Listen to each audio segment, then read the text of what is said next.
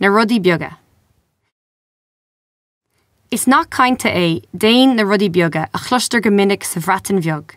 Dabhladh mé ó íomhar é agus muid a gobar ar an togra seo. Gléachan na Zoom le grúpa fálamóirí I méal ferriste a sprág an dáin seo.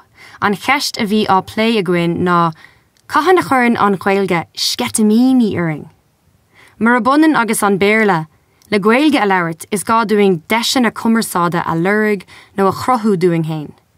Cuireann go leor cineálacha idirghníomhaíochtaí an Ghaeilge glundar uirinn. Fiú na rudaí beaga.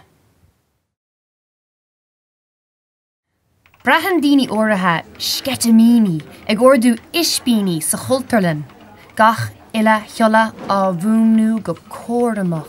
Is mar thura tugtar an tórdú ceart amach, plát a dóibh, na scalóga is mugad té.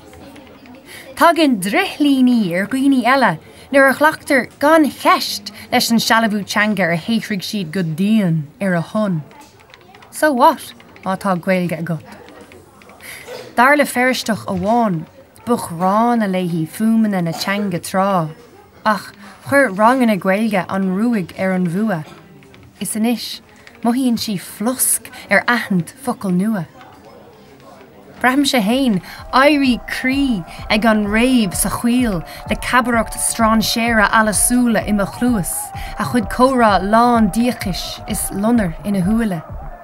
sé an buzz céine a bhlaisim nuair a bheallan mo gurb maithagat, sláán a bhaile sonna sásta ó hamánaí an bhus, nó tá fáilte rót snasta ón oibrí siopa pulanach.